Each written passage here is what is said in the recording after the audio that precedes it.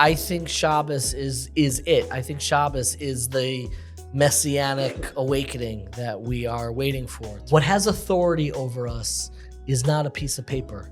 It's a lived community. I think people really suffer from that, the self-alienation.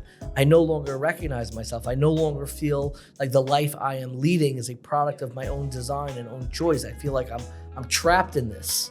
I'm just trying to figure out the one question with the one answer that answers Hakol. Rabbi Dovid Bashevkin, welcome to the show.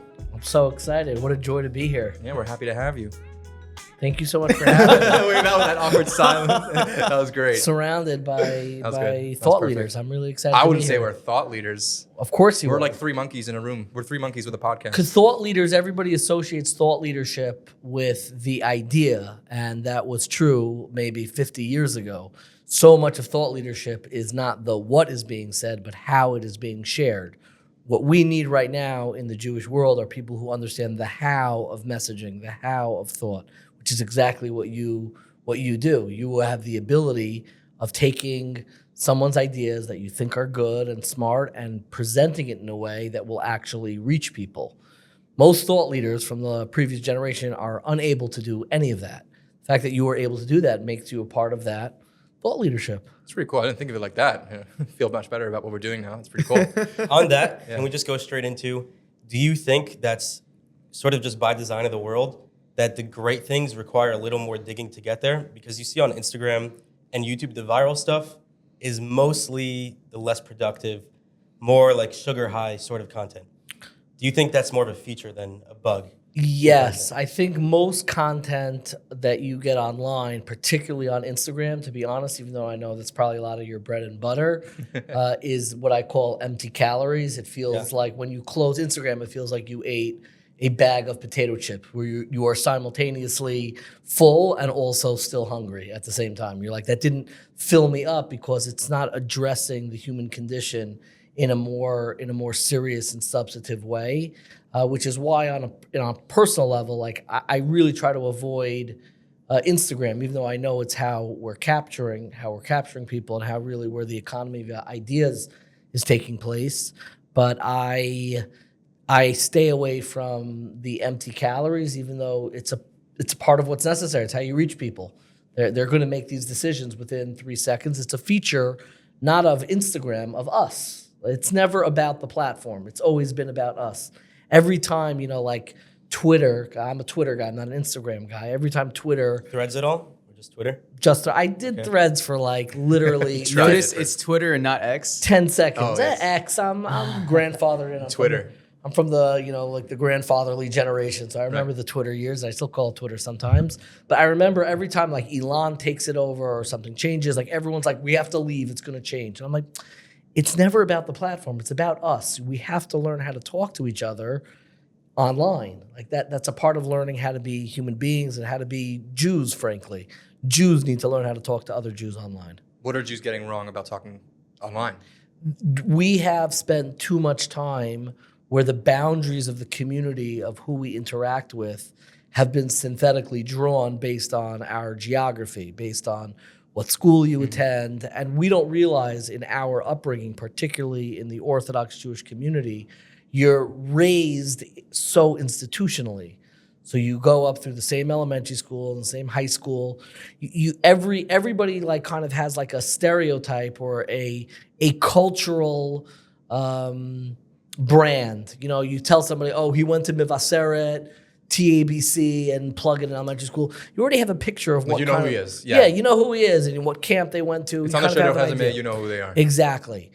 The internet opens it up in a way where we don't have that bedrock of trust. I don't know where you're coming from. You don't know where I'm coming from. So there are people who are literally just taking out all their aggression on one another instead of really understanding what's going on in people's lives. The internet doesn't really make that a requirement in conversation. You would never walk up to somebody and looking somebody in the eye, start berating them or start like giving your opinion. I think what you're doing is garbage. And like nobody would talk that way because we have rules of how society works and who we're exposed to. Online, when those boundaries are taken away, we're exposed to so much more. And you see some really beautiful things where you could have, Hasidim talking to people who are non-Orthodox and getting along and learning about each other's lives. And then you see things that are really ugly, immature, superficial. And everyone has the choice to do either one. And we have to learn, I think, how to build conversations of trust and substance. So when we talk to each other, we're actually in dialogue. We're actually speaking panim el panim, face to face, rather than each just barfing out our negativity and all of our baggage that we have. This is perfect. I mean, this is the perfect segue into basically the first topic of discussion I really wanted to get into. Everyone knows 1840 is a incredible outlet for inspiration, but this is what I've heard you say, and what kind of the reputation of 1840 is again an outlet that's intended for people who do not maybe do not fit or feel like they fit into the more institutionalized system within the Jewish world, within the Jewish community, perhaps maybe the modern Orthodox, yeshivas, whatever, different, without getting into the nitty gritty of that. Because I think in this moment, nobody fits anymore. None of us fit anymore. That time where you could kind of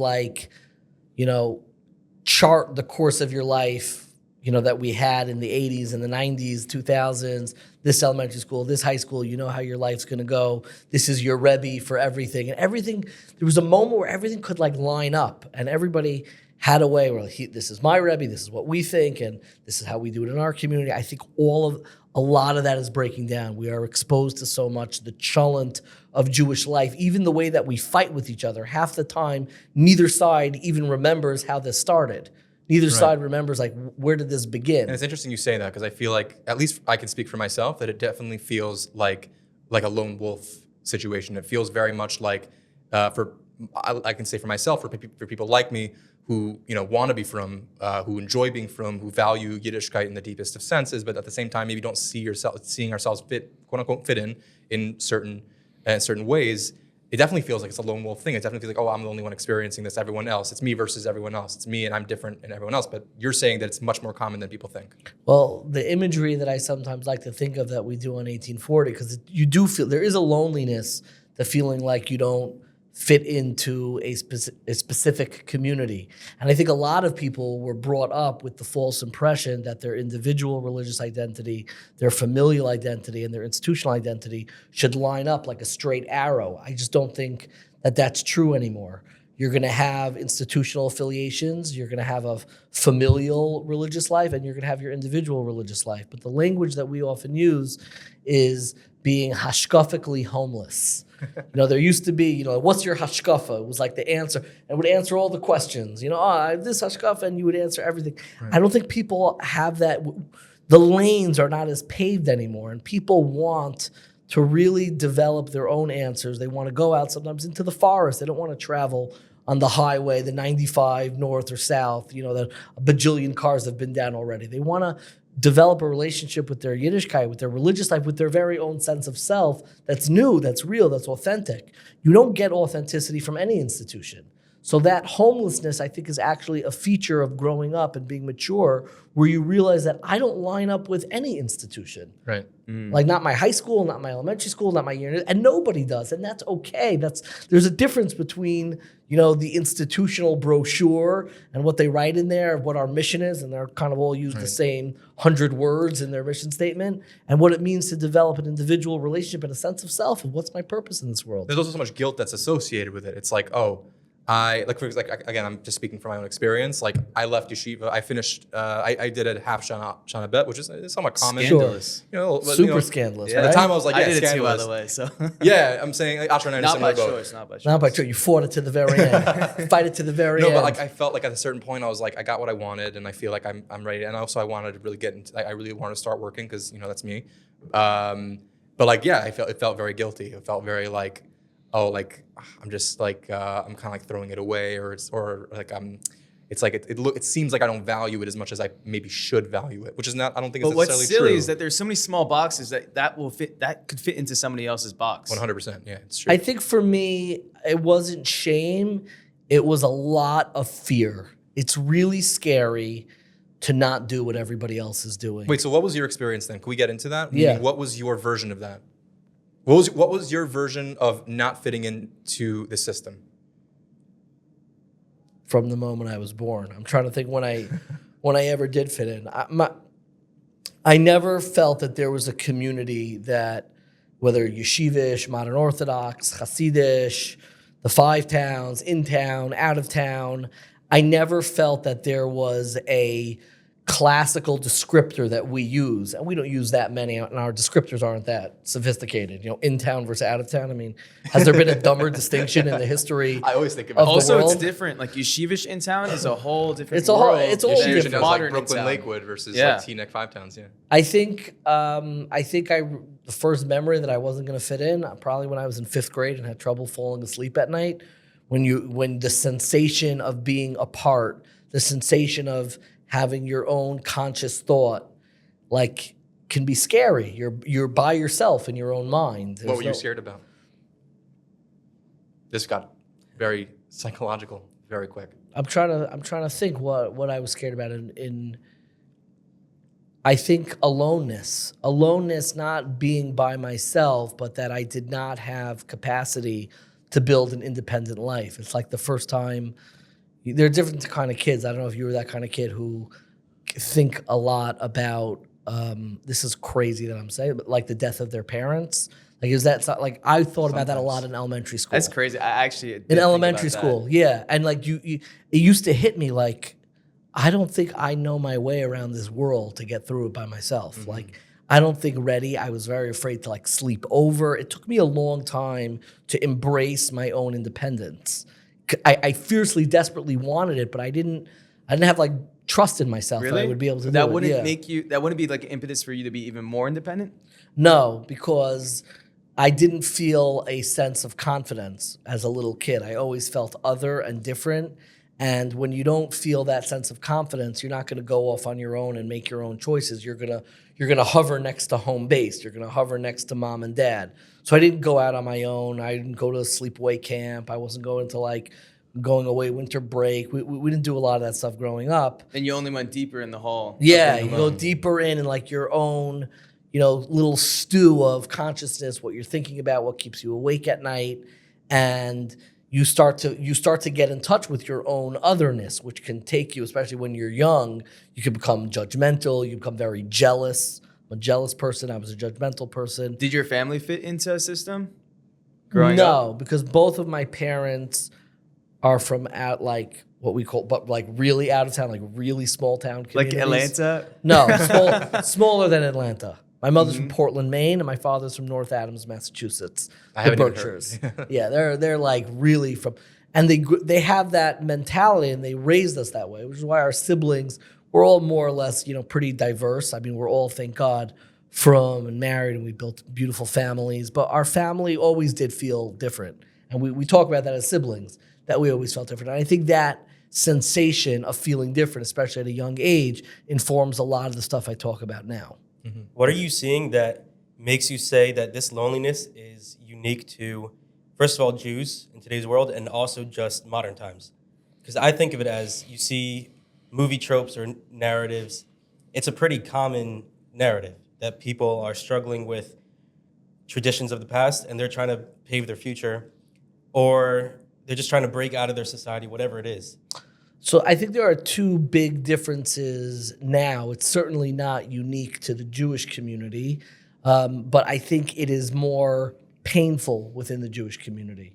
I think they're probably far lonelier outside of the Jewish community where they have so much less community. But the fact that we grow up in a place that is so much more homogeneous, what ends up coming out from that is the narcissism of small differences emerge. If I have you compare this orange pen to this glass of water, so you'll kind of say broad things. Well, this is made of glass and this is made of plastic. This contains water. This contains ink. But if I asked you to compare this pen to another pen, your distinctions would get so much more refined.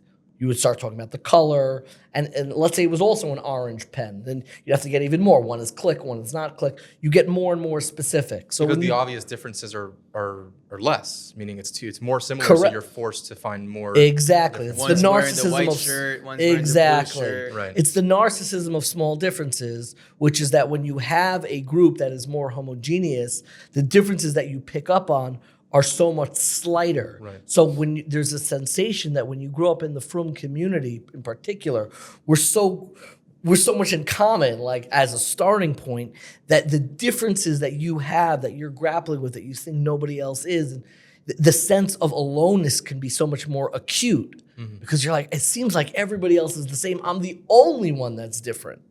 So those small differences can be so much more painful and can cut so much more deeply.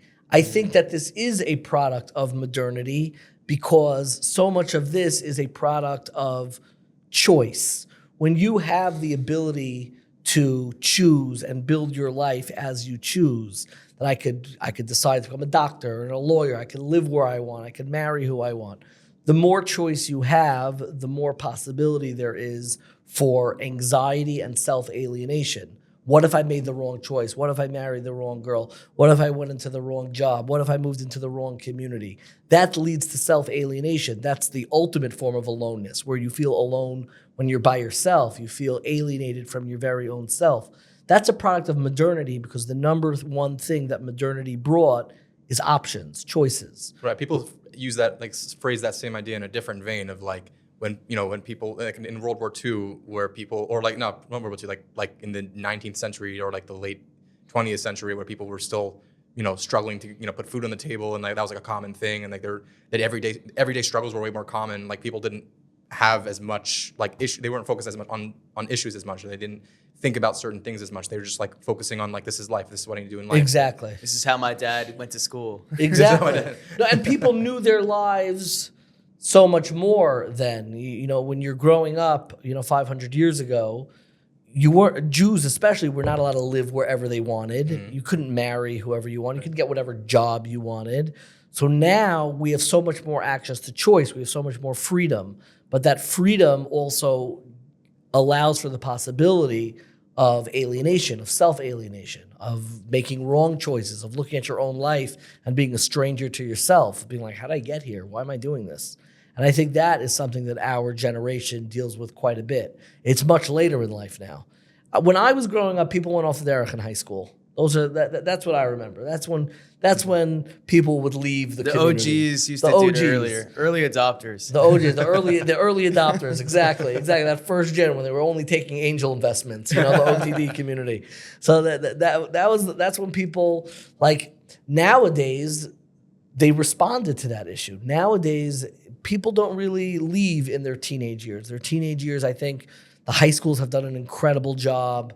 Also, it's very hard to leave. If you're doing that, you need to be like a crazy person. Which, respectfully, they're not crazy. No, but yeah. You have to do You need much more, the term, you need much more escape velocity. You need confidence and a reason. You ever see a rocket ship? Why do rocket ships need so much? Because they need the thrust to achieve escape velocity to leave the atmosphere, to leave the gravitational pull. Right. We have a very strong gravitational pull in our community. So the amount of thrust you need to achieve escape velocity to leave our community is a tremendous amount that I don't think most people are able to do, even if they wanted to, in high school. And a lot of it comes up when they're in their 20s and maybe even early 30s, and they begin to be like, who am I? Where is my community?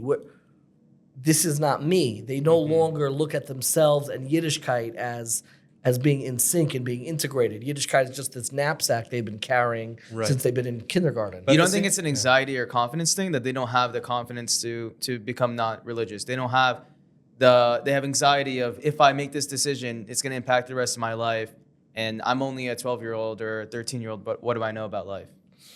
No, I don't. I don't know if anybody thinks like that. That's no, crazy. I think that I think it's a lot of it is you need to have a certain amount of independence to be able to leave, and you also need a certain amount of independence to even ask the questions that would make someone want to leave. And some people don't even see those questions until they're much, much older. We accept so much, especially I think when you're bar mitzvah age, most kids are like, someone else is leading their lives and making all the choices for their lives.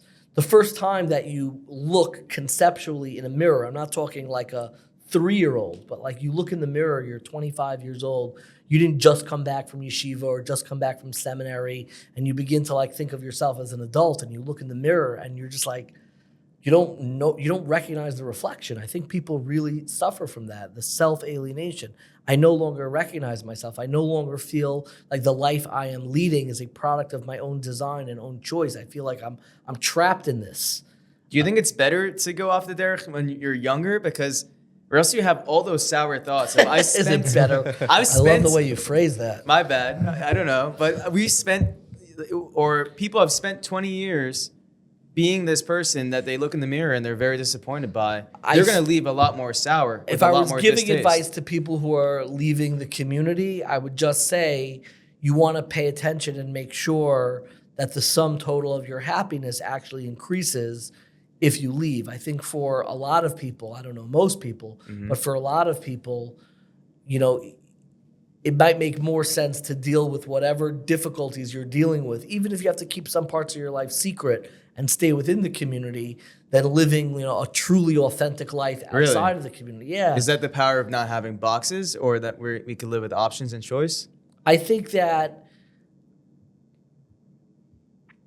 no, I don't think it's being forced into something. I think it's learning that what role community should play in your life. I think the common denominator, and I heard this from somebody that we interviewed once on 1840, named Shulam Dean.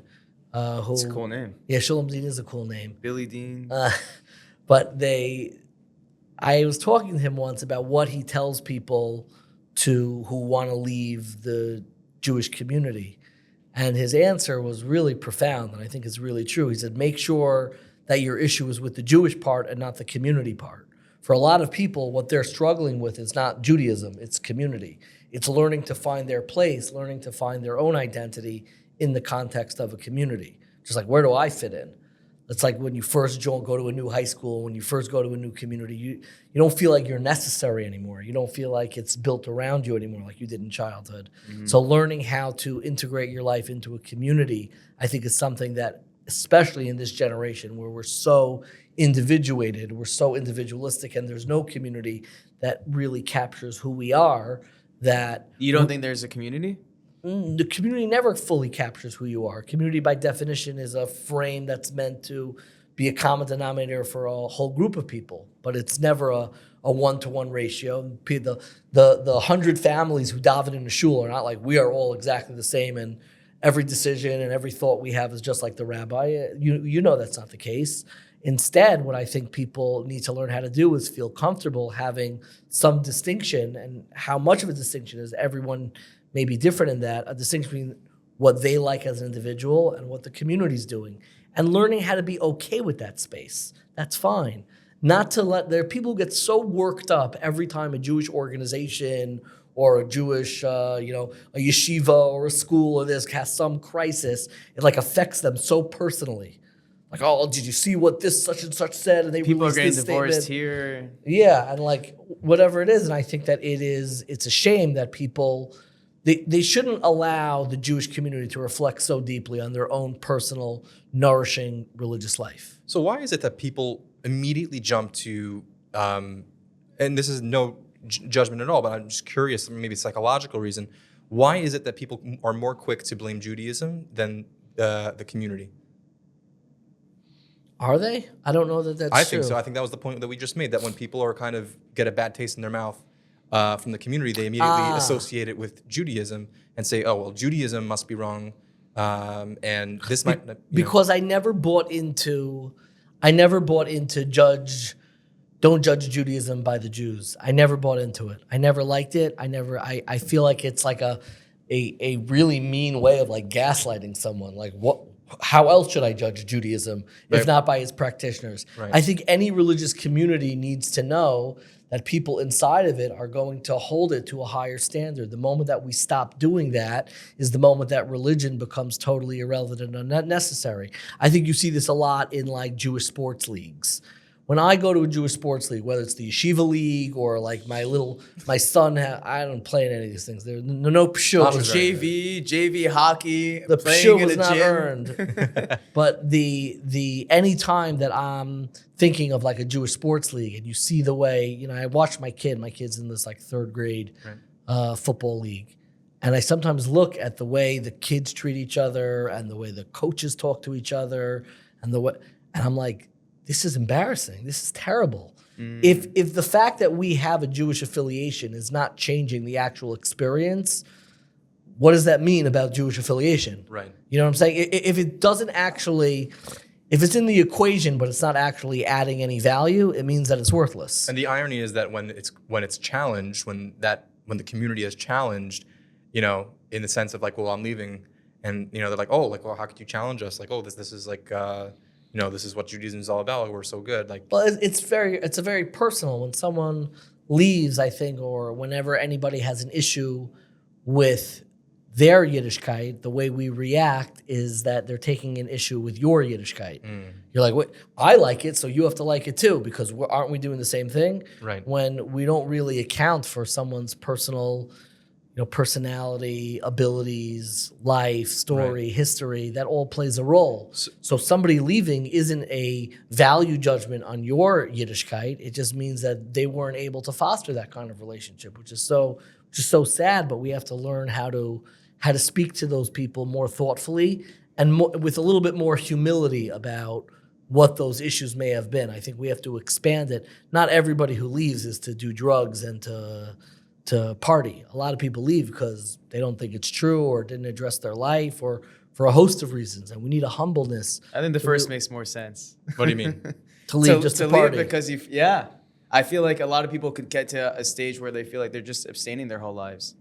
Well, Because if they're only looking between them and other Jews, like what you were saying, then it's so far removed from what the other Jews are doing and with the likeness of themselves that they have to go off. There's no place for it. I think people join and leave Yiddishkeit for very similar reasons. And we have two stories of entrances, two seminal stories of entrances to Yiddishkeit. We have the story of Moshe Rabbeinu, who Moshe sees a burning bush, something on fire, and he's the architect of the Torah, and then the architect of the oral law of the Mishnah is Rabbi Akiva.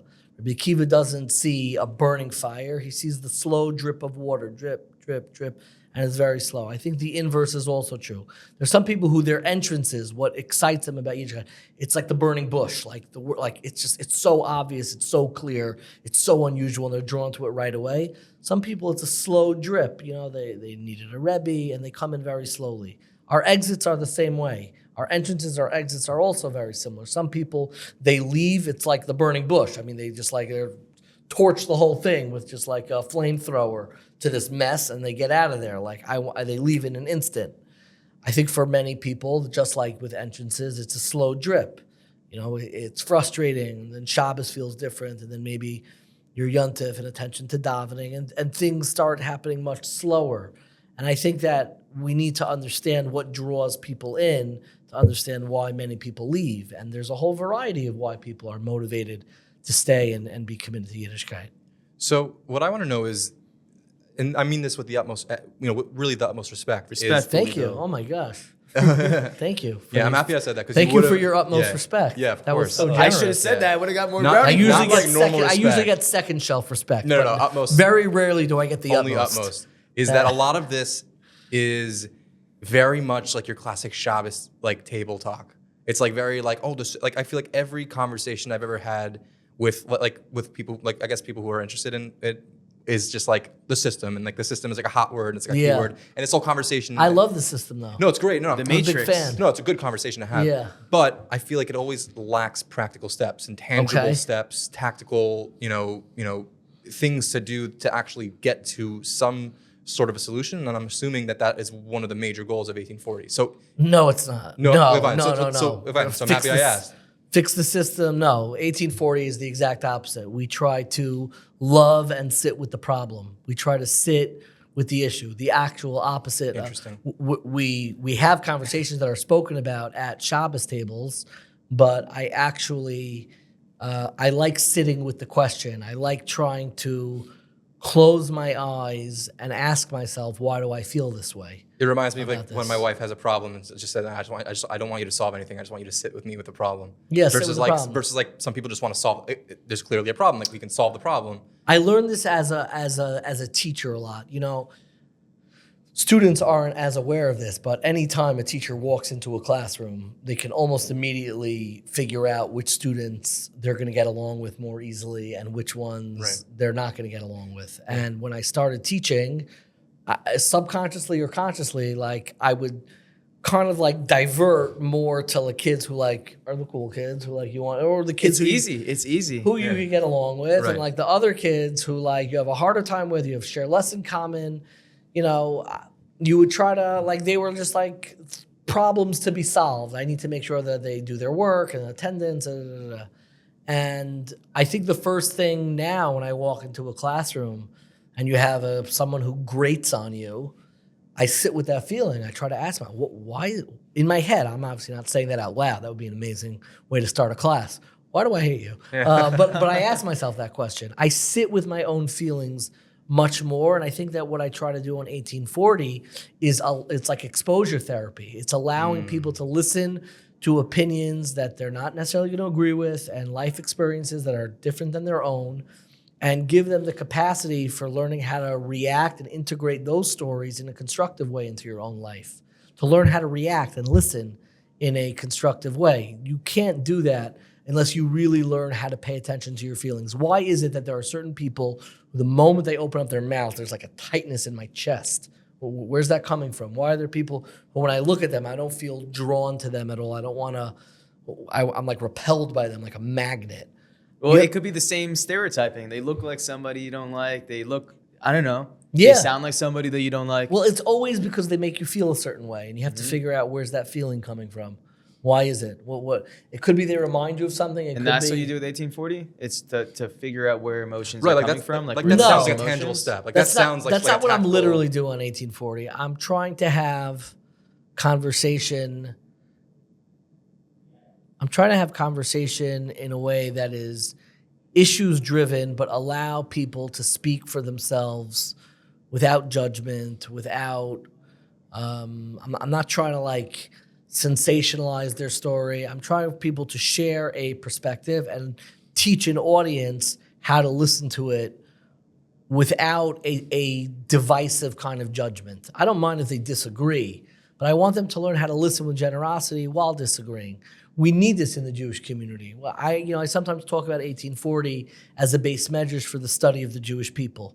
I think that we spend a lot of time knowing how to access God by talking to God, which is davening, or prophecy once upon a time. We know how to access God by learning Torah. We're not as good as learning how to access God just by talking to Jews. Not Jews who are like us, not Jews who agree with us, but talking to Jews and hearing them out and hearing what they're struggling with. I think especially like there's like the cool Jews who we like to talk to, and every community has their group of Jews. I think what's really important is learning how to learn, not a Gemara, not the Maramakomo sheet, the source sheet, but learning how to learn, so to speak, other Jews. How to have amelus, how to have intensity, and sweat over a question that you would have about another Jew. I don't get you. And we're so dismissive, and we'll just be like, he's one of these. You're saying do that instead of judging.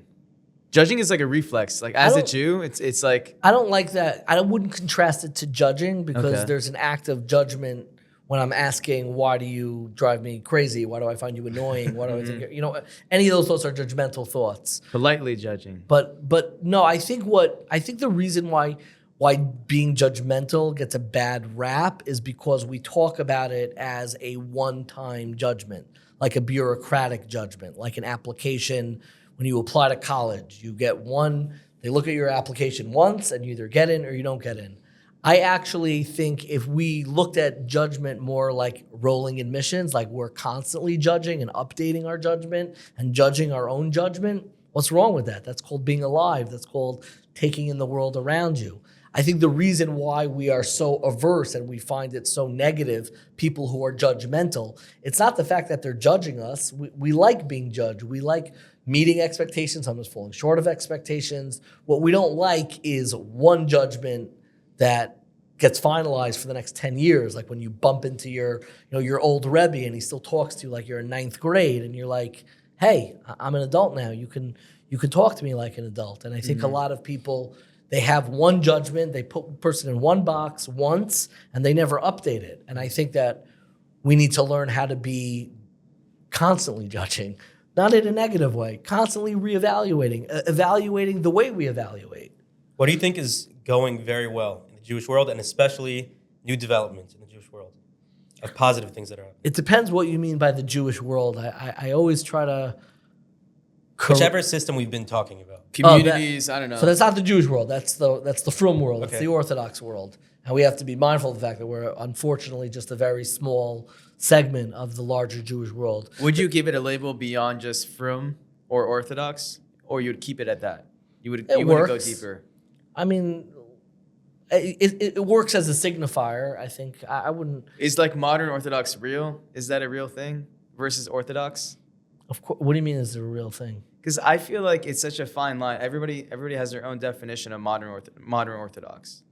Like for me, it's like something that's like, just say you're Orthodox. Just say you're frum. Yeah, I don't. I understand the function of all of this. It's just what. It's the function of any language, any descriptor, any. Yeah, I don't have. Do we need it though? Sure, of course we do. We need language. We can't go around. A world without labels would be like trying to barter instead of having currency. Imagine a world where when you meet somebody, they don't have any currency and they barter. Mm-hmm. So why is that? Why is it really difficult to barter? We don't barter anymore. You don't generate wealth. What? To You define could generate value, you don't know what everything is worth. Exactly. That's exactly it. Somebody comes in with a cow and says, But that's what I'm saying. I want to buy I want to buy your oil. I want to buy your oil. You're like, I'm not an expert in cows. I have no idea what that means. So that's the function of labels. Labels are a form of currency. I know what a $1 value is going to bring me. So more or less, when somebody says they're Orthodox, it's a form of currency that you can more or less know that there's a certain value system that they subscribe to and certain actions that they're going to be familiar with and perform within a certain degree. That's what any label is doing. It's a form of currency. And bartering without labels, if we didn't use things like Orthodox and modern Orthodox and centrist, they're all kind of dumb, but they're all necessary because I can't meet somebody and be like, what's your relationship with God like? Like, I just want a quick, like, what community do you affiliate with? Labels are about communal affiliation, not about personal choice and personal behavior. But coming back to DJ. Which was The good things. The good things the about good our- things. Yeah, the good The Orthodox world. Yeah, the good thing in the Orthodox world, which I wish we took more pride and paid more attention to, is that we have created a massive spectrum of communities that are able to create a Shabas experience. We take it for granted. That's very specific. It's super specific, and it is something that we should be announcing at the rooftops. And I find it so frustrating that we have not found good messaging for how to bring Shabbos not only to the Jewish world, but even the very notion of like now everyone gets like digital detoxes. Like the New York Times has It's a new thing, yeah. has an op-ed every 6 weeks. Like I spend 24 hours off my phone, and everyone's like, yeah, that's us. We do that. Yeah. But even more. But they don't do it. There is not a religious community in the world that is able to sustain and create something like what we have on Shabbos, where you see people who don't get into their cars and they walk. And even though every community probably has people who do get in their cars and do play on their phone, but to have that communal Shabbos experience, it's 2025. There's AI, there's video games, there's streaming, there's all this stuff. And the fact that now more than ever, kids love it. Growing up with Shabbos is the most beautiful gift that we've preserved as a community, and we should have the same pride and confidence in what we've created within our community. I wish we had better language for how to share it with others. I'm not really that impressed with, and they do good work. I'm not knocking, God forbid, like the Shabbos Project is good. A lot of it is like very Kiravi in the way that it tries to bring Shabbos to other communities. Mm-hmm. But I think that we should be more adamant and more vocal about why Shabbos is so necessary specifically now and should not just be an Orthodox phenomenon. Shabbos needs a rebrand. Yeah, maybe. I don't know if it needs a better marketing. It really, really does. Do you think it's going to be harder for people to keep Shabbos going forward? It already is, but it's going to be more urgent. They go together. The harder Shabbos becomes, the more urgent Shabbos becomes as well. The more the need, the more urgency the human need for Shabbos is going to be. Now Shabbos is really difficult. You got to do your fridge and your hot water, and you set the lights, and there's so much, all these technological questions that arise, et cetera, et cetera. I mean, like, I have this vision. I mean, God willing, Mashiach will come soon, but like in like 20, 30 years, let's say we're still here. Let's assume you can't like we're it's going to be here so, either way, whether or not yeah, Mashiach comes. you know what I mean? As far as I know, yeah, but you know what I mean. But like we're hopefully depends how we. No, behave. I don't like it because I have issues with that we've been trained to look at the arrival of Mashiach as this End of the world. no, It's not. apocalyptic. Yeah. I made a documentary about Mashiach, actually. It was like really fascinating. Oh, to learn. really? Yeah, it's true. Like no one, the concept, the Jewish concept I'm of crazy Mashiach. about Mashiach, but I'm not going to talk about him on the air. Are you Chabad? I look at That's myself another as thing. Chabad adjacent. Yeah, So for we some reason, interviewed- Mashiach, Chabad, one box, one community. We interviewed Herschel Schechter in the documentary Oh, I saw that documentary. with Errol Solomon. Yeah. Yes. Yeah. So Interesting. No, it was interesting. I like someone who's talking about Mashiach. I don't think it uncovered what Mashiach is, but it can, it was more an of a admirable movie. attempt. It's a piece of admirable entertainment. attempt. Respects yeah. on the table. Yeah, but like it was just funny because we were like, "Do you think modern Orthodox Rebbeim care about Mashiach as much as Hasidim?" And Herschel Schechter was like, "Not really. We pray about it 3 times a day." Like he said, like that. So we kept that in the film. It was funny. But back to the question. On Shabbos. On assuming Shabbos, it's Mashiach- like I have this vision in like 20, 30 years. It's like when maybe human beings are just going to be incapable of like existing without like a chip in their head or like some technological technology is going to be so like baked into our everyday lives that like it's going to bleed into Shabbos, like walking outside. And, like, Yeah. there's going to be so much. Like I can't even think We're of gonna an still be reading example. books. We're probably gonna be like the last people to read books, no? We might. already are, but I think Shabbos is it. I think Shabbos is the messianic awakening that we are waiting for to really be able to experience the novelty of what Shabbos is preserving, which is our very humanity. We live in that era. We live in that era where you feel Shabbos as a different space. It's your annual vacation, and I think as a community we should have a lot more pride, and that pride should go up to the very top of the Jewish philanthropic world. I am sickened over the fact that, if you go to these big federations and the people who have like the real institutional money, they're lecturing other Jews. I mean, usually it's just about anti-Semitism, which is like, okay, great, fight the good fight. Right. But you guys, honestly, you guys got us into this mess of Yiddishkeit that we have now, where more than half Jews are totally assimilated, have no Jewish education. They got us into the mess, or they're just a We product all got of into the this mess. We need to change something. We are all a part of this mess. So can Yeah. I just push back for a second? Please. Because that seems to conflict a little bit with like, I'm not saying that you're judging. I'm saying like, it doesn't seem like, meaning it's like, on the one hand, I'm it's pro-judging. We already covered that. Like, Judging is judging in a good. different way, I'm saying.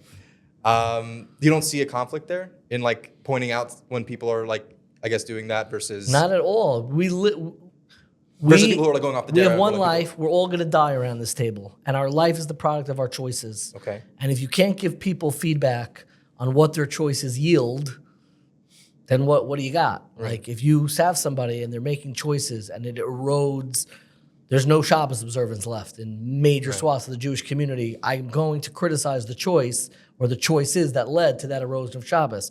I think the Frum community also has a great deal of blame for the current state of American Jewry. We might have half the blame or more than half the blame. I don't know. I'm not the accountant. I don't care. But I know everyone has to start doing things a little bit There's that Jewish differently guilt. if we want to have a Yiddishkeit that actually is for the Jewish people. We had a guest on last week, and an interesting issue came up, or at least I find it interesting. It was about early life, so someone who's post-yeshiva, post-base medrash, and now the options for them, it was framed this way at least, is you want to start a family right away because you don't really have any other option. And now you need to make money to support that family. So what happens if you're 20 years old and now your only options are get a really good corporate job, or else you just can't support your family? And if you don't do that, now you're not really ready to date properly. So it's sort of a catch-22, where the only possible solution is to go into that corporate job that some people maybe won't find so Yummy. gives them a sense of purpose Yummy. Yummy. or meaning. They won't find it so fulfilling.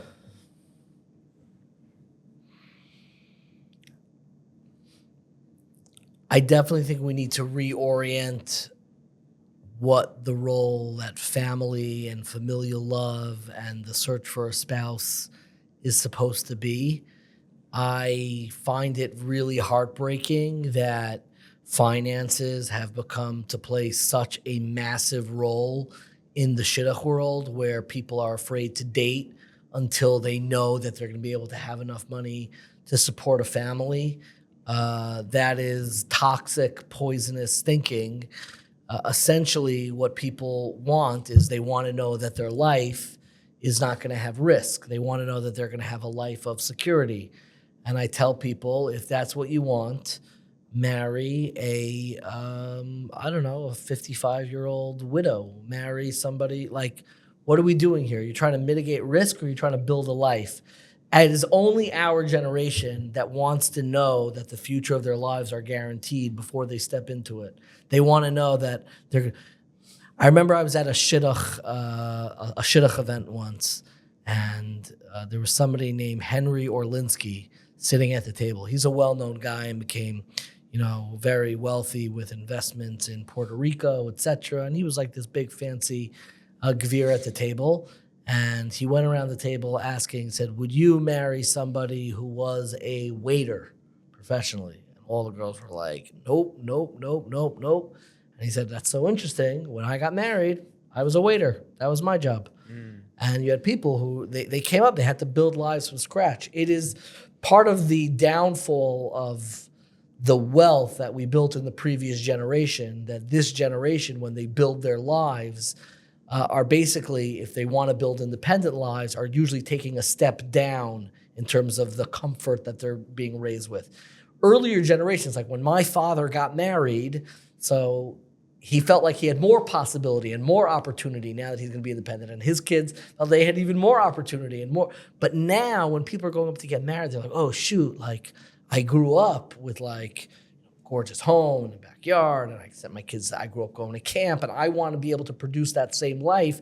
I want to know that it's guaranteed I'm going to be able to have that life again. It's not guaranteed. So don't get married, or marry marry a widower. Marry a widower. Marry, if it's a girl, marry, you could marry a 65-year-old widower, divorcee, give him 2 children. He probably already has a retirement account. Your life's it'll be guaranteed. He's already collecting his pension. You'll find somebody like that. Or as for a guy, I don't know, marry somebody, a widower who, you have one child with. But I think we have to go into marriage and stop thinking about it as marriage as, like, we have to mitigate all risk before we get married.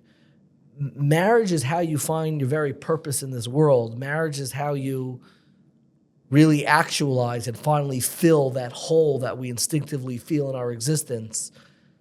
From the moment we're born and we realize that other people perceive us, of having a love that actually fills us up.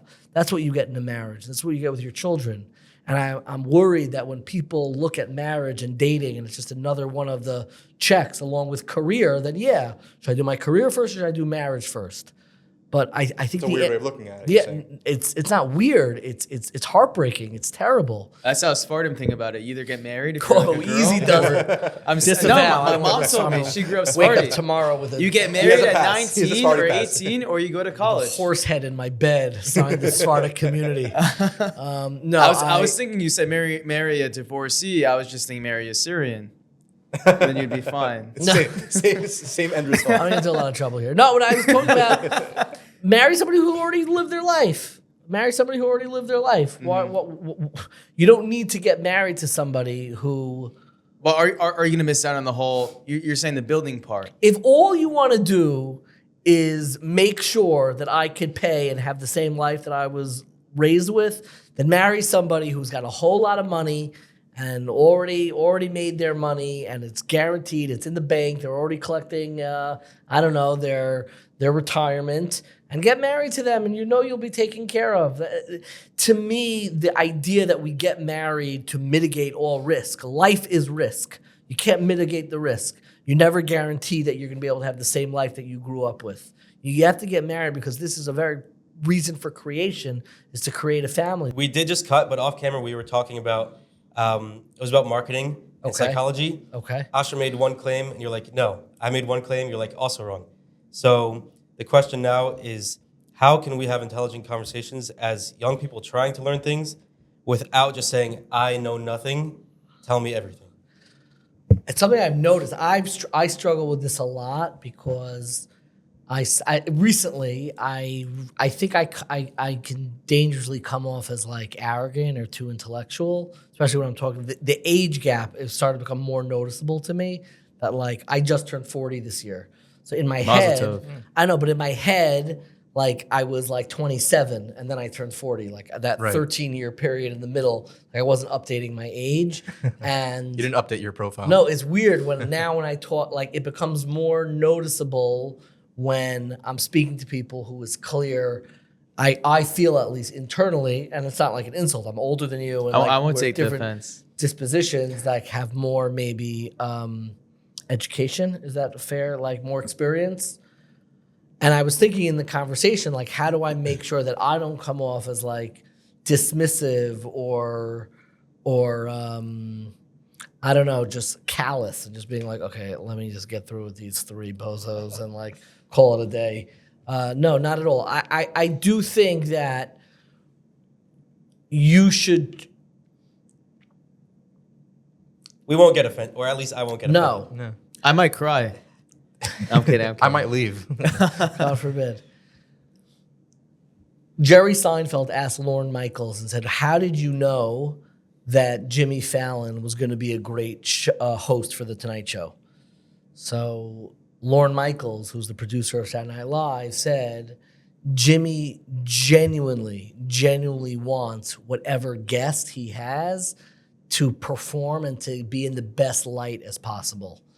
I think that you guys have a really great dynamic, but the dynamic is very like the bros chilling, which will work with some guests. We're Like the opposite of bros. my dear when you picture bros, you do not imagine us. I do. So not the intention, but it's good to know that that's No, how it's and coming you out. and your reaction just leaned into that Even more? Yeah. Oh, Yeah. No, but and that too. Like that's what I'm saying. Like,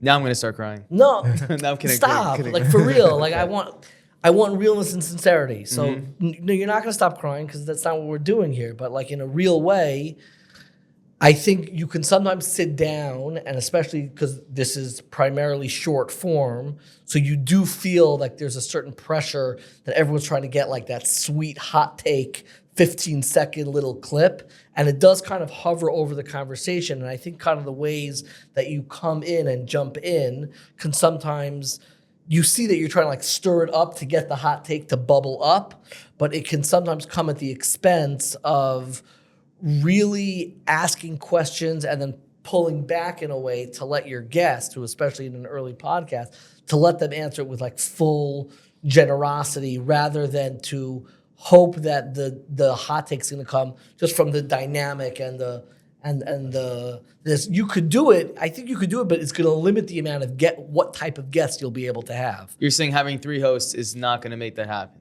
No, 3 hosts can make that happen, but I think you have to make sure you could have 3 hosts and be like the bros and chill and like the hot takes, like sweet, yeah, you know, like and do that. But you're constantly. bringing on different guests. But if you you're do only that. you're gonna be very limited in what kind of guests you have. It's either gonna be be Dovi Newberger every week, who I love for the record.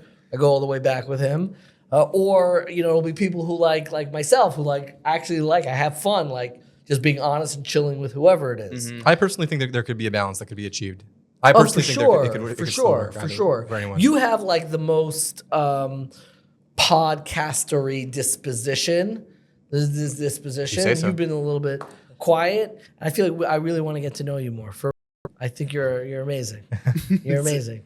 Appreciate it. You're really, really amazing. DJ needs more love. What the? But what about the general, But it's such a You've been great quiet. question. not even as a podcast, general conversations, because it's very difficult to, and Jordan Peterson talks about this, a lot of people talk about it. Tell me. Just telling the truth, and then people will they'll slap you, and then now you know the answer. But a lot of people will walk around and not say, they won't say what they mean, and then they never change their mind on anything. So how do we get the responses without saying anything that's just totally off? Or is there no way?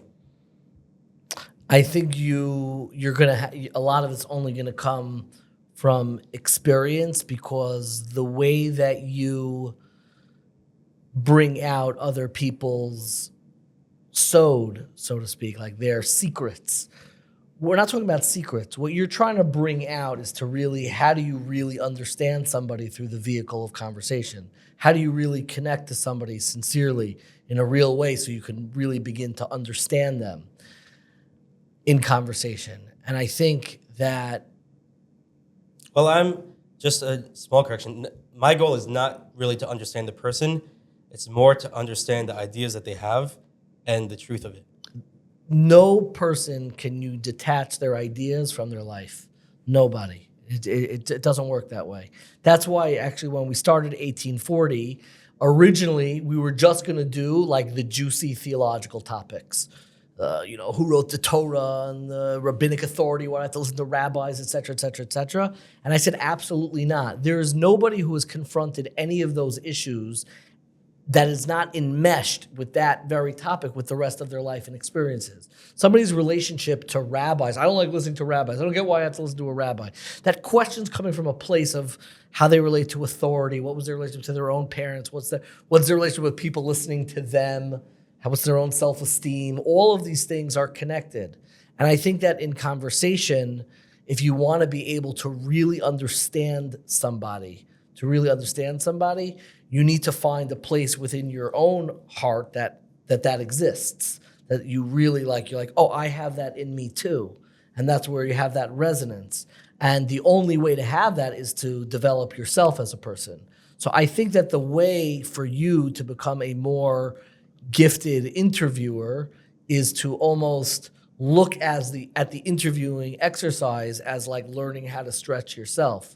Like I would bring in guests who deliberately you have no connection to, and like you're not sure how, and like really allow yourself to like, I'm just gonna listen. It might be a disaster, but I want to give this person space to say this, and then I'm gonna figure out in my head as we converse, when they touch upon something, you'll know it exactly when you see it.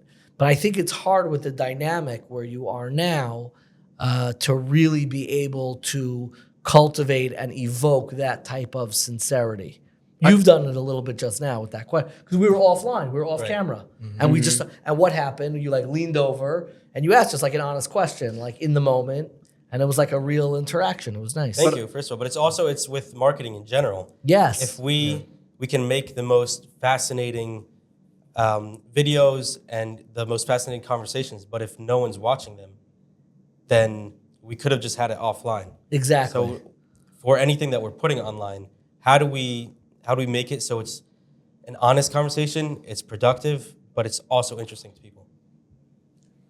Because otherwise it just shouldn't be there. I was going to ask it in a similar vein that like, I was going to ask you why you made a podcast to kind of have these conversations, because, similar to marketing and podcasts is that you can easily have a very meaningful conversation, but like, first of all, you're surrounded by cameras, so it's like immediately like your guard is up.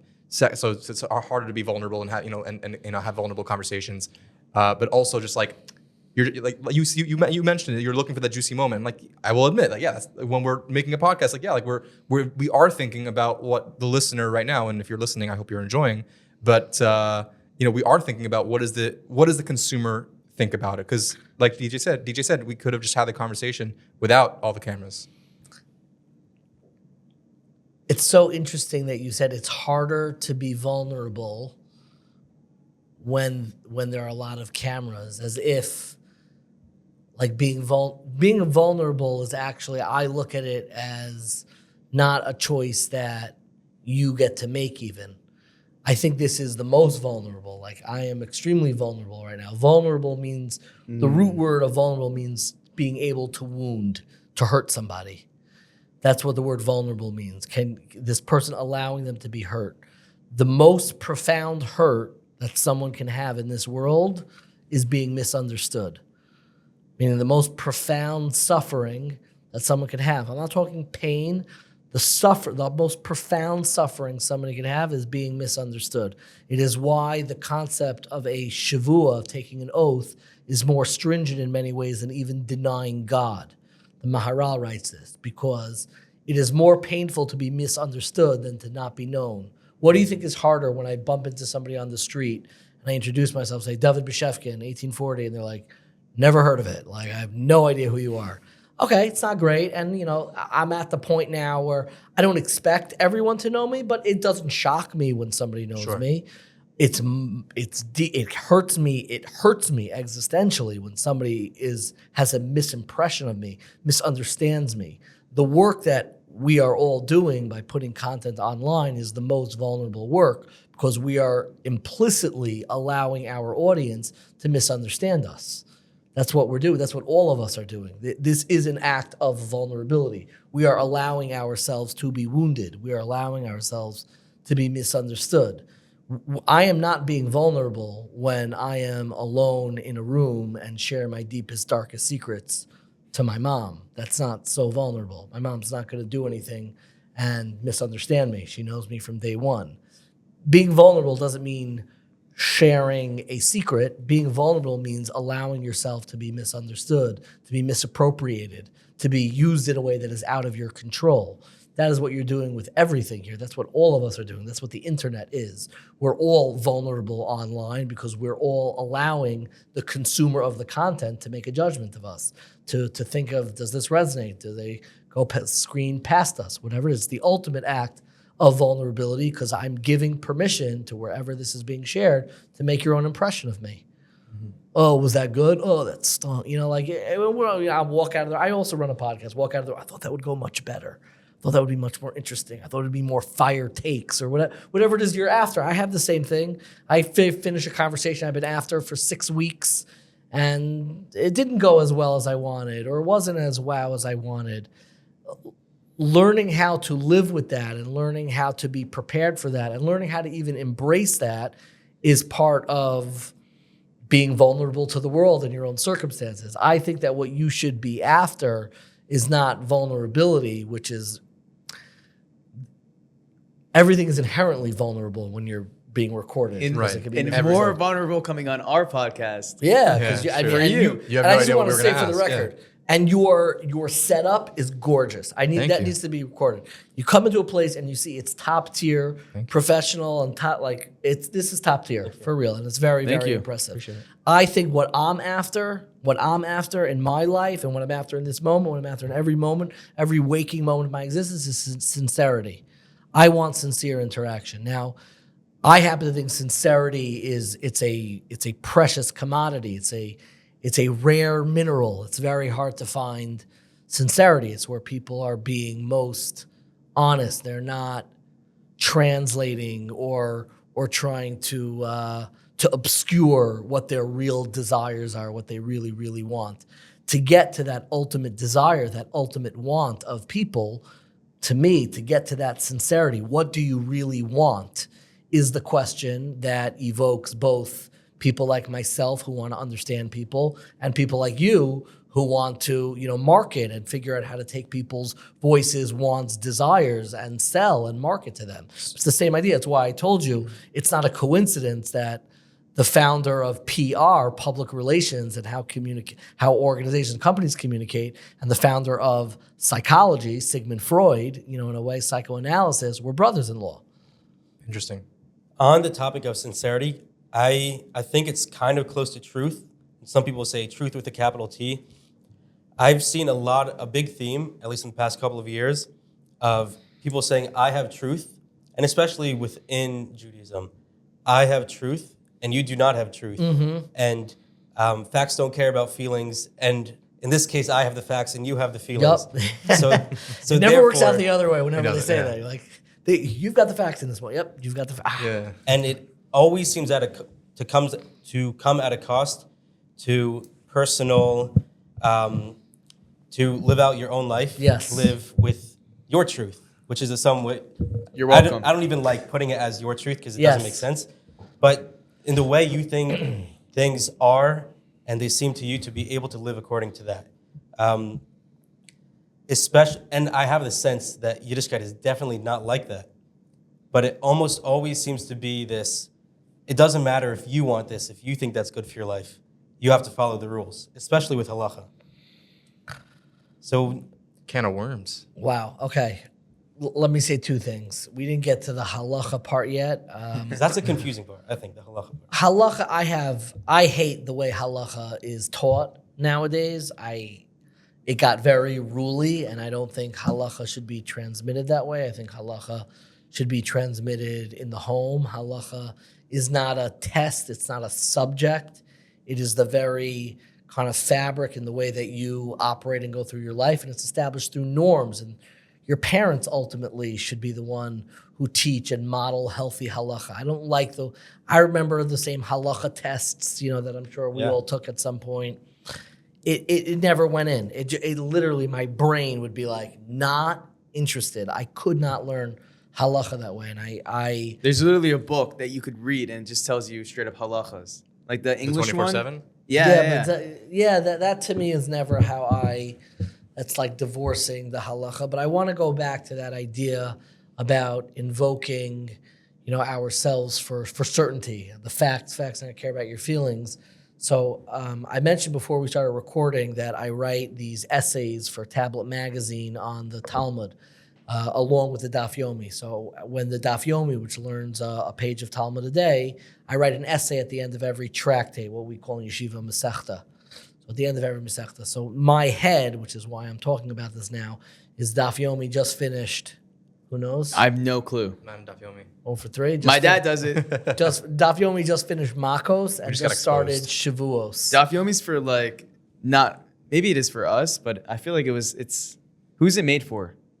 I think Daf Yomi was made for somebody like yourself. I don't think I always had the issue of I'm not getting enough and I'm doing something, but I'm not getting enough out of it. Like me listening to even an audiobook, I'm barely understanding it. Me listening to a Daf of Gemara, I'm definitely not going to. So Daf Yomi is not for you. Then probably Chumash Rashi is for you. You should be doing Chumash Rashi every week. But then I feel maybe like a fifth grader. Yeah, That's that's te- Rashi. That's terrible. Just And pause, that's the pause same thing right of there. making the boxes. Pause Yeah. right there. That is so heartbreaking, and that we live in a world where somebody who learns faithfully Shnayim Mikra, Chumash, and Rashi and translates it feels like a fifth grader, which is not new, and you're not the only one who feels that way, is terrible. I've said it many, many times. I do Daf Yomi. It comes very naturally to me. Learning Gemara comes very naturally to me. The real heroes are the ones who do Shnayim Mikra every week. People who are able to finish Chumash with Rashi. And So it is hard. a disservice of every elementary school and high school, which basically took the curriculum of Volozhin Yeshiva, which was for 100 people, and said, hey, this is the curriculum for all Jews for all time, no matter what. And it's not fair, because somebody like yourself should be learning Chumash Rashi every week and not feeling like a fifth grader. You should feel like a massive Talmud Chacham. The Maharal wrote a commentary on Chumash Rashi. Mizrahi wrote a commentary on Chumash Rashi. The Ramban is basically a commentary on Chumash Rashi. So They wrote it when they were in fifth grade. No, I'm kidding. that's no, for real. And I used to feel the same way. I got much more into Chumash Rashi recently, but the reason why I brought that up is because I just wrote an essay on Shavuos.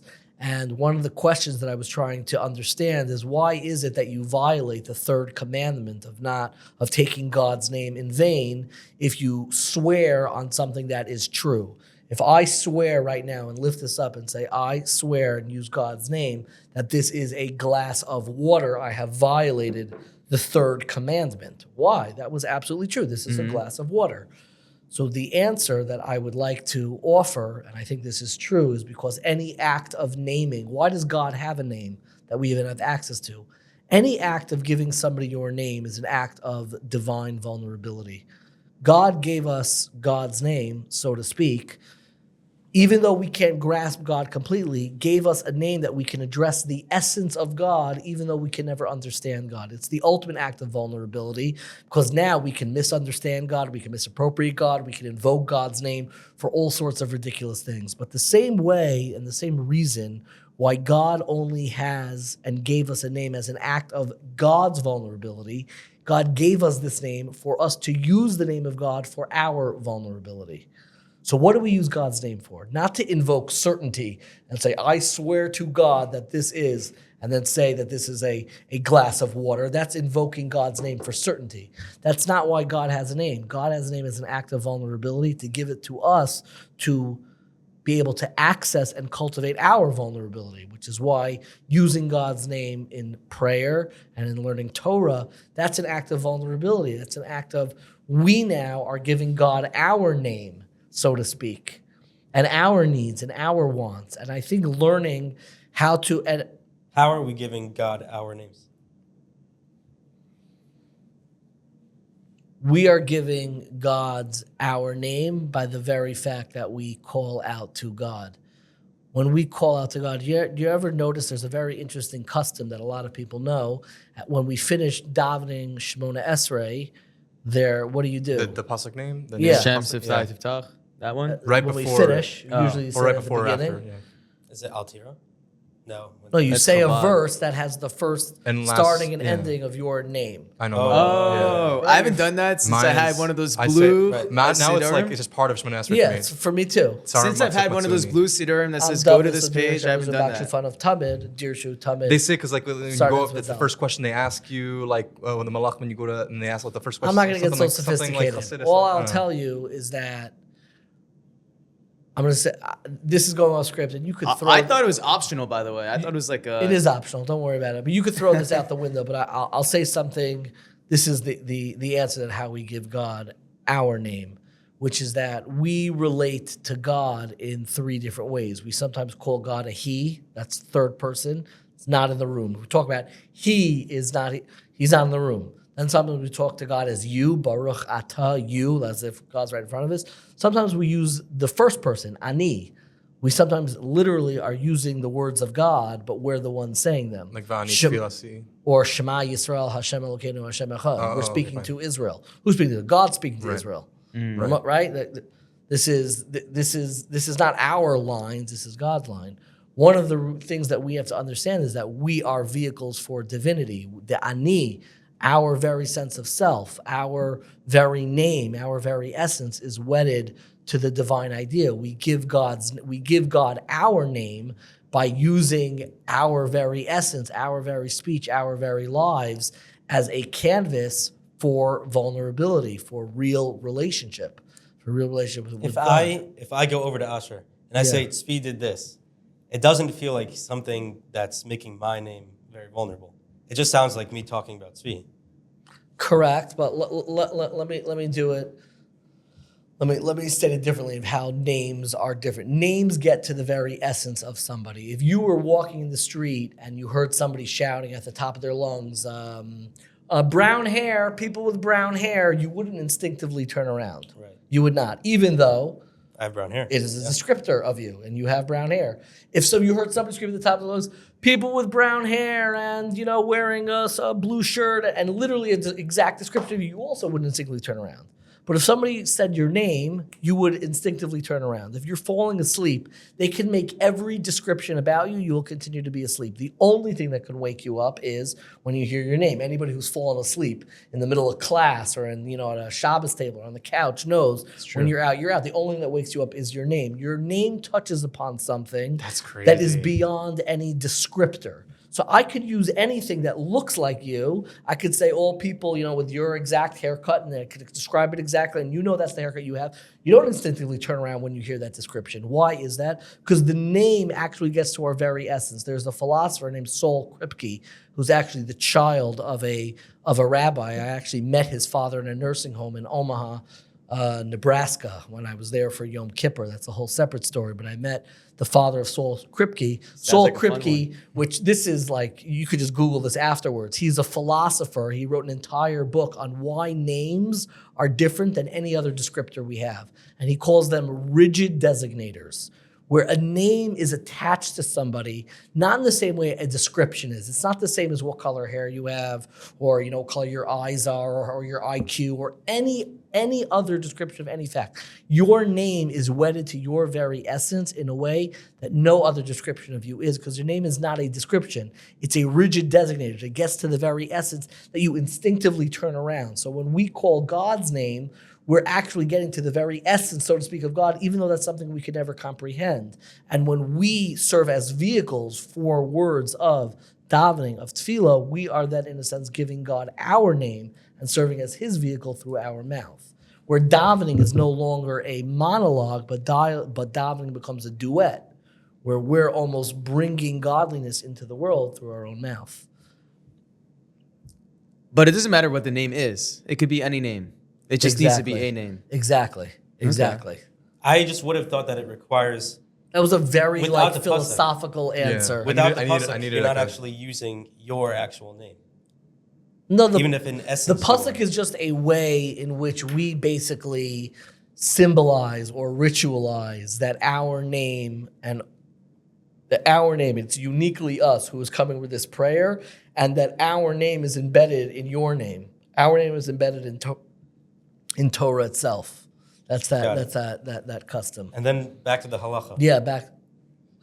Oh yeah. So I have issues with I think halakha is taught very poorly. Where I think people have this relationship with halakha like it's a board game.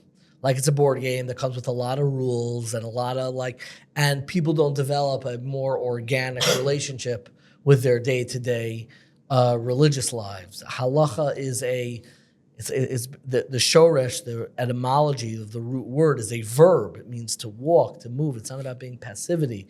It's about giving you a framework to lead and build your life. And I think the very way that we've begun to be taught halacha, like you said, there's a book that literally just lists the things you can and cannot do.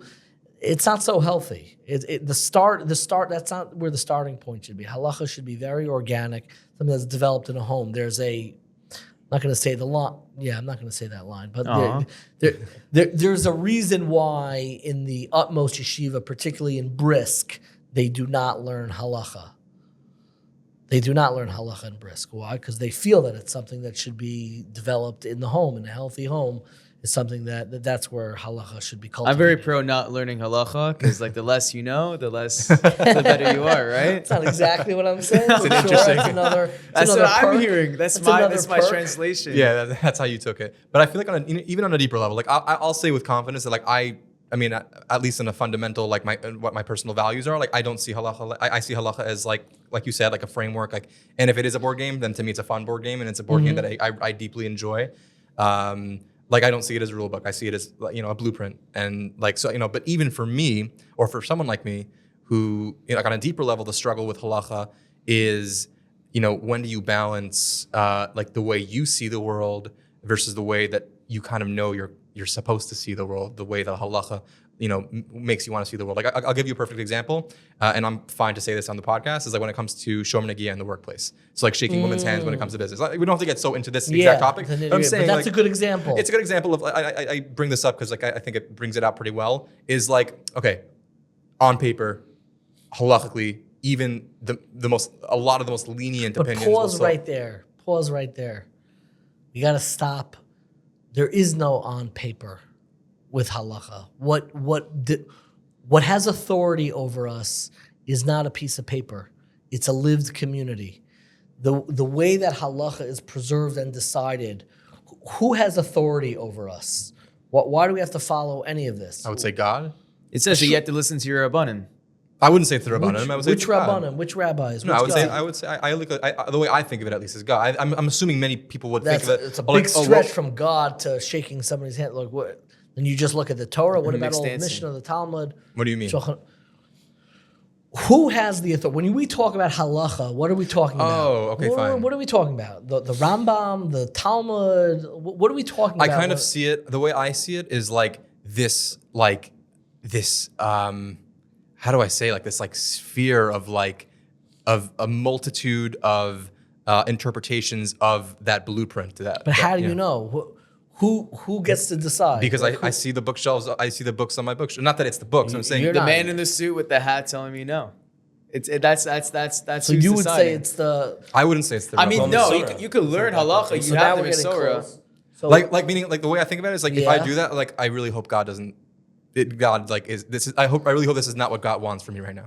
yeah, so I think that there's like a silliness for that, like as if, because then the burden of power of like that we have to ascribe, and we can, and there is a truth to that like every detail of halacha is like the exact expression of the will of God, and there's a beauty of living in that. But the problem is there are a lot of like things that we do out of doubt or out of convention. Not everything that we do has an exact source. What gives something authority is not the text. What gives something authority is the community that preserves the text. And the choice that we have to make is what lived community of halacha do we want to be a part of? When you say lived community, you meaning like the A physical lived community, living like what you- Jews. That's a of living cool Jews. perspective. I never thought of Masorah like that. Yeah. Because they upheld it for that many years. Masorah is a living community. What is the living community of Jews that I want to be a part of? And you can look around, and there's some communities, living communities of Jews, that it's just not vibrant, it's not passionate, they're not able to produce, they're not able to create a Shabas experience. I've never heard of that interpretation of halacha. That I don't even understand what another. Because halacha, I feel like since its Have you ever inception, opened up a Shulchan Aruch? and see, you're seeing like all the different opinions and We don't follow just because it's in the Shulchan Aruch. We don't follow the No, opinion. yeah, that I know as well. There's not one book that I could say whatever's in that book. That's what we do. But there's not Mishnah Berurah, not the Shulchan Aruch, not the Gemara. So I mean, I was actually going to ask this We earlier in the follow podcast. a Masorah is a lived Jewish community. We don't just go into a dark alley with 6 volumes of the Mishnah Berurah, read it all, and then come out. And if somebody did that and studied halacha without being in dialogue to a lived Jewish community, they would be so strange when they tried to integrate in. They would look like a total. Right, I hear what you're They saying. wouldn't know I've any of been the in movements. yeshivas, and that's like an attitude of like, I need to finish all of Rambam. I need to finish all of. But that's not how you of learn halacha. Chumash. You have to finish Rambam and Chumash to know I want to Torah. finish all. That's of, for your own knowledge and for your own education. That people don't just halacha is practical. That's what people learn the laws of sacrifices and karbanos. That's not just so one day they can bring those sacrifices. There's something in the knowledge itself. But when it comes to halacha, of what to actually do, what do we do? That is preserved by lived Jewish communities. So I will say this, that I think that in general, what gives things a lot of weight is what kind of similar to what DJ said, truth, capital truth with a T, objective truth. For example, like fighting, it's gonna get political, fighting, gender ideology or certain things. A big argument on the conservative side, on the right side, is you can't just say what you are because there is this thing called objective truth, and that's a very good argument, right? And we use that in a lot of different instances, and I see that as a very compelling and an argument that has a lot of weight. So why is it when it comes to halacha, objectivity isn't as much of an aspect of halacha? Or would you say it is, maybe? No, most of the most important things in the world do not correspond to what we normally associate with objective truth. Objective truth, if you want to use the word objectively in a way that we could actually figure out what's objective, what's not objective, the only objective truth we could actually verify and ascertain is the material world. There's no other truth that we could verify as an objective truth. Okay. So it needs something that can correspond with the material world to figure out if that is true. The most important things in the world don't really have a corollary with the material world. Things like love and passion and suffering don't correlate naturally with the material world. There are some correlations. You might say, well, I could kind of measure love by checking a person's, blood pressure, or you give him an MRI, see what parts of his brain, flare up. But Right. but the objectivity of that person's love, the realness of that person's love, is actually not objective. So Right. the most important things in the world are actually things that I don't think can be verified objectively and are not about objective truth. I think that much of the truths that we have are emergent truths that are not like the way truth that we're talking about, the emergent truth about how to live your life, how to build meaning, how to find meaning, which are the most important things in the world, but have no parallel whatsoever to the physical universe. So when somebody talks about, well, objectively, and then talks about meaning or interpretation, there is no objective truth as it relates to, there is no one objective truth that relates to what's the meaning or the purpose or any of these things. Right. So yes, when it comes to gender ideology, there is a very specific truth that many on the other side of that argument were deliberately ignoring, which is the biological facts. Right. That's to me almost like a low stakes argument. Really? The most important arguments are the ones that have no parallel in the material world, and we have to figure out what to do, like how to live our lives, how to find deeper meaning. than What about like objectivity. happiness? That's a pretty important thing that people look for. Doesn't have any really great parallels or objective measures in the material world. So if we can bring it back to halakha for a second. Sure. So if the framework for halakha, if the authority I'm for pro halakha, halakha. I just got to say, Oh, it. of course, always yeah. goes back Put to a halacha. disclaimer on yeah, those, you got to be. on the bottom of the screen. I'm super pro halakha. Love it. I'd be lost without it. Yeah, all of us. If the framework for halakha, if the authority for halakha is a living community, what happens when a person who doesn't want to be off the derech, who doesn't want to do, stop being religious, but within his community wants to do something different, or feels the need to do something different? Maybe it's small, maybe it's very big. Because that is a challenge that people can experience. I think that everyone has three religious identities. They have their individual identity, their familial identity, and their institutional, their communal identity. And as we said earlier, they're never going to match up and align perfectly. You're going to do things a little bit differently when you're by yourself, or you're alone on vacation somewhere. You may be as careful as you are in halacha as when you're home, but it may feel different, or you may enjoy it more or less, or whatever it is. Is that a bad sign that No. there's an instability? Maybe? No, There's it's not a bad sign. It's inconsistency? good. It's healthy. It's healthy to have. You don't need it to all line up so perfectly. It means that we're complex. We're alive. We're real people. Your personal Interesting. religious life, your familial life, and your communal life should complement. They should be able to live together, but they don't need to be exactly the same. And I think that that's healthy and that's normal. And people need to be able to experiment and breathe and find what really works for them. The image that Rav Hutner uses is, he says that when a pot is boiling on the stove, you don't know how much water is inside of it until you take it off the fire. So sometimes when we're in like yeshiva and growing up, so like everyone, we're just boiling. We're boiling. Mm-hmm. We don't really know what's inside of us. We have no idea who we are as people even until we graduate and start building lives of our own. Now, when you start doing that, you may feel like you fell, or you're not as serious as you used to be. I don't think that that's necessarily true. It may feel that way, but it's about discovering, so what's actually in the pot? Right. Many people I've talked to, and probably even myself a couple years ago, if you ask them who is the ideal person, they could give you someone who is living perfectly. The ideal person? Yeah, this is a What tzaddik. a crazy concept. Ideal Jew or ideal person? The ideal person, Tzaddik? like a tzaddik. Yeah, okay. People throw the word tzaddik around a lot. Sure, why not? And I hate being called tzaddik. I hate it, but sure. the distance between Only a tzaddik would say that. the distance between that tzaddik and the person calling someone else a tzaddik is usually something that will never that gap will never be closed, because it's a completely different lifestyle. It's beliefs that they almost seem to not believe in at all. Okay. And I'm wondering, what are we supposed to look at as the model for our future if there is no one person that we can say, look at this person, that's what I should look like? How are we supposed to model our behavior after something that's attainable? It's kind of a beautiful question, the way you kind of fell into that. I know where you were going.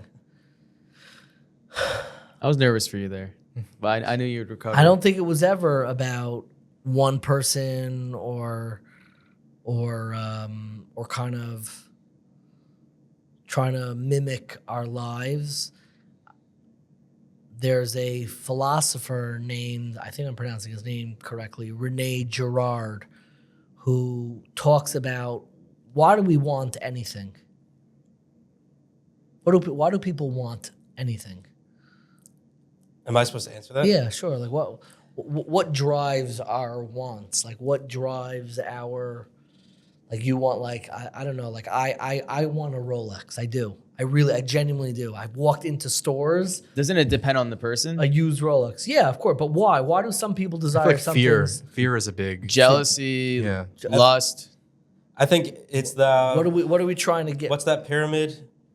The hierarchy. Maslow's Maslow, hierarchy yeah. is very that's good. that's the understanding. I have. So Gerard did something very profound. He basically said the bottom two rungs of Maslow's hierarchy of needs, which is like safety and security. He says that's not desire. That's needs. That's needs. That's like what you need to live. What about desire, like self-actualization, what you want to become? Where do you get that from? So Rene Girard has this line called "All desire is a desire for being." All desire is a desire for being. What we really want is to feel whole. What we really want is to not feel empty. What we really want is to feel enough. But we don't know how to fill up this hole. We have no idea. So How do we know that we should even feel that? let me just finish this thought. That we don't know how to fill up that hole. We don't know how to fill it up. So what do? We have something called mimetic desire. Mimetic desire is that I end up desiring what other people around me desire. So if everybody around me is is redoing their house and getting a nice kitchen and building in the nice washing station in the dining room and like getting that little McMansion going, then I'm gonna want that too. If I'm hanging out in a crew where everybody is, I don't know, getting Olympic gold medals and we're all in the gym together, that's what I'm gonna want. If I'm in a community where everybody's writing Sfarim, that's what I'm gonna end up wanting. We actually don't have as much choice over what we desire as we think. What we have a choice over is what is the mimetic desire we to choose. Who do we surround ourselves with? Everyone desires something. Even the biggest tzaddikim are trying to make themselves whole, and they're going in a certain way.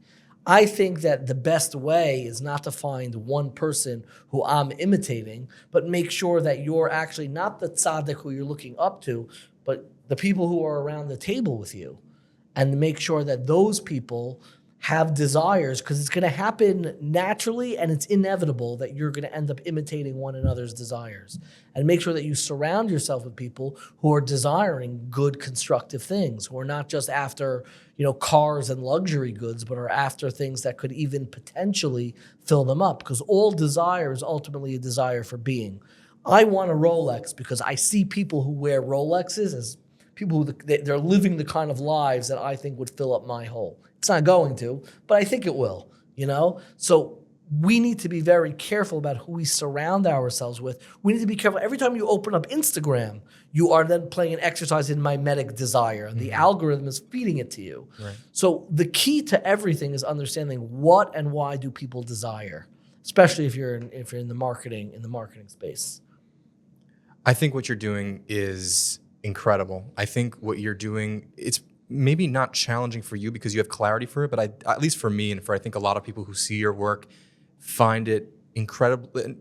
I will say the word challenging because I think what you're doing is you're kind of, taking these two maybe conflicting perspectives or ideologies or ways that people think about everyday Jewish things, Jewish experiences, and you're saying like, guys, like these things don't conflict. Like there's a way that these two opposites can exist, and they're not even opposites in many ways.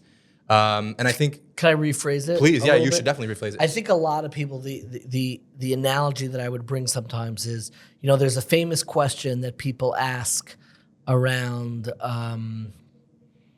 Hanukkah time. Mm-hmm. Do you know this? No. There's a question. Oh, the people, Beis Yosef? Yeah, I was there gonna you say, go. I wasn't sure if you were going for the Beis Yosef. Yeah. Hanacha or halaka? That No, one? very Oh, close. man. No, Really why close. do we light eight candles if the miracle is only 7? Yeah, right? I was There was never only bothered 7 by that extra Are one. you ones. familiar with that question? Yeah, I wasn't. I was thinking about it, but I wasn't sure because I wasn't sure where you're going with it. It's a great question. So, Yeah. so when it comes to that question, there are like 100 answers. There are 100 answers. Yeah, there's a safer, or I think a Exactly. couple are just Very for that good. question. A Yeah. whole list of 100 answers. It's so cool. So a quote that I'm very fond of, and I heard from Yitzhak Isaac Halevi, and I think is a lot of what animates what I'm trying to do, is Yitzhak Isaac Halevi says, I don't want one question with 100 answers. I want one answer that answers 100 questions.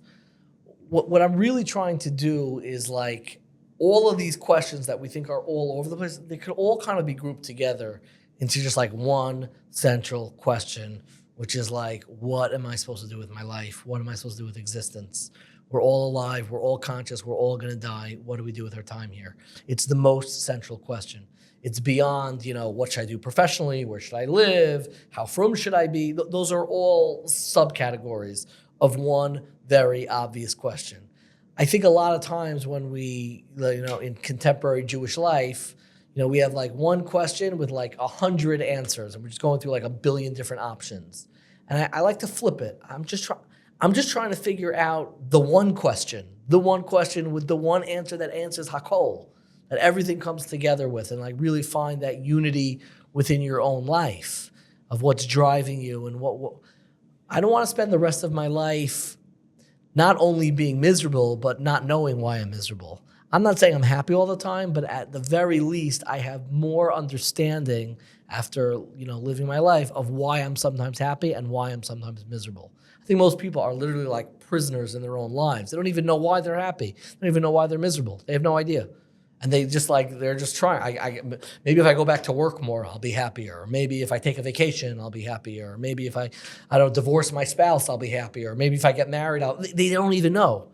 They have no idea. They have no self-knowledge, and they're just groping in the dark, hoping that they don't spend the duration of their lives being miserable and confused and feeling, chased and persecuted in the most personal way. And I think that what I'm trying to do is live out loud with the community that we're building and talk through questions and not present myself as having all the answers, but present myself as somebody who is singularly focused on the only question that matters, which is, what are we doing here? So it's actually the perfect segue into the question that I would like to wrap up this incredible show with. And just to preface it. And I want to say, I love that you're experimenting. I love your name. I think Theorist is great, a cool name. It's a cool name.